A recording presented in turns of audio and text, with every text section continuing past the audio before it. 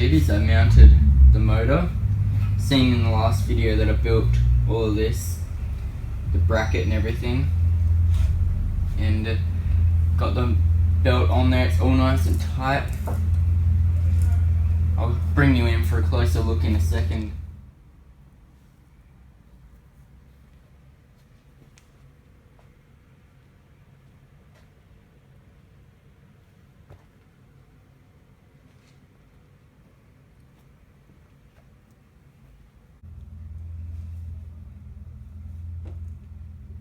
But as you can see, I'll show you soon, but I had a problem where I couldn't reverse this motor. I tried both the capacitors, switching them all around, it just would not go the other way. Sit there and hum, and then I could flick it whatever way, but it just would not go the other way. So I figured out, this is pretty much the side where the fan goes. So I took the fan off, slid the pulley on, and just put the fan on the other side and just turn the whole motor around. So now it runs the right way for what I'm using it for, which is this direction. So what's that? Clockwise I needed it to go, and it was running anti-clockwise. But now it's working, and this is the motor that does the feed mechanism for the thickness planer part. So I'll show you how it goes.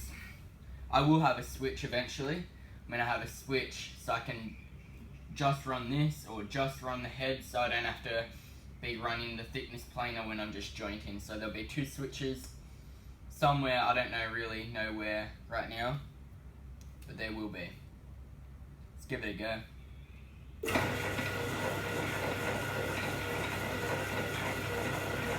As you can see, it runs great.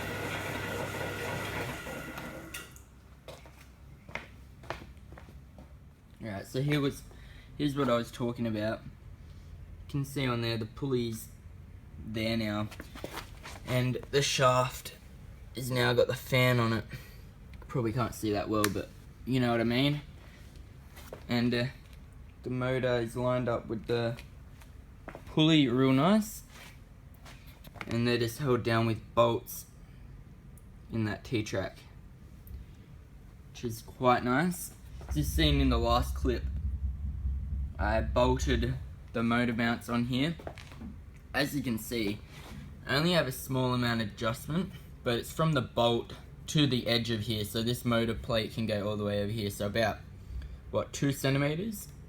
But I've measured, I put into the pulley calculator what these two distances are, and it says I should get a belt that's 2060, so I think I'm going to go 2050, which will be a tight fit right now, but it's a lot of power being driven to that head, so I want these belts to be really tight, so I rather stretch them on now, and when they do get tighter, then adjust the motor. See, you just put these jack screws in here, but I think that'll be a better way than to have it how it used to be with the motor just hanging, so whatever weight the motor has is, you know, the tension. But as you saw, I had to change this bearing and everything just because it was just really not happy, because when it would bounce around, and well, that's what I'm imagining it'll do.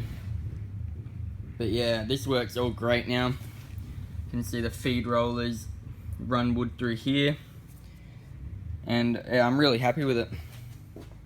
And that's where I'm at right now. I have to find somewhere that will sell me a belt. I know where I can get it, it's just a bit of a drive from here. So I'll get onto that, and then I have to run a new circuit in this shed because it draws 30 amp. But I got the wire and all of that, so I'll do that. And then we'll be able to wire up a switch and give it a proper maiden voyage. I just need to get the knife sharpened and set correctly. I was just running some wood through then and spinning the cutter head as I did it, and it wasn't even touching, so I'm going to have to put these knives out just a little bit more. And then after that, then I'll set the outfeed table to that. So it should be really quite nice. Yeah, I'll just plug it in and you can see how it goes up close. This motor's fairly powerful and I think it'll do the job. And I also need a washer in there because, as you can see, it sort of moves around a bit. But I'm going to machine that on the metal lathe. Runs from there up to that big one, into this small one in there, so we can't see it, and then to these two here.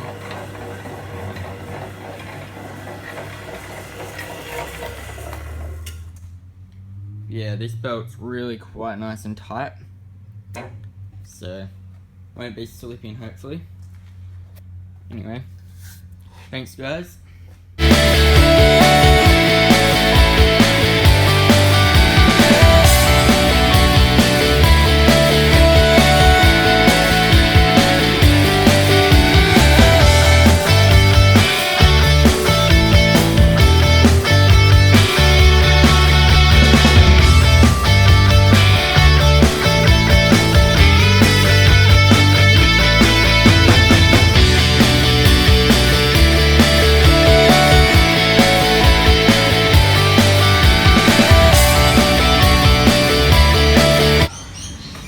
Alright guys, so as you just saw, I've welded these 4 leveling screws on, and these bolts are here to lock it, but this is not its final place, so I'm just giving it a test.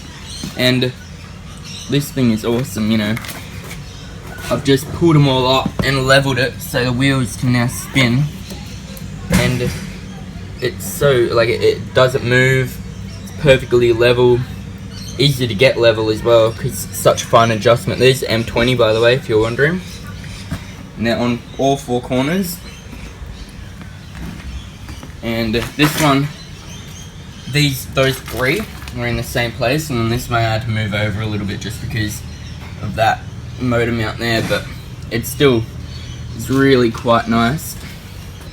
And here's the cutter head guard. It's one of the ones that you slide through, and I don't know if that's like a normal size that I can just buy a guard off that sort of comes out and folds down, because I like them. But if not, I think I'll just move this fence over, have it as a 12-inch jointer most of the time, and have this only come out to 12 inches and then have a longer one if I ever need to do that, just because when I'm jointing I don't want to have a big long piece of wood out here, you know what I mean? So, and I just made this real quick, so because this moves around and up and down and everything.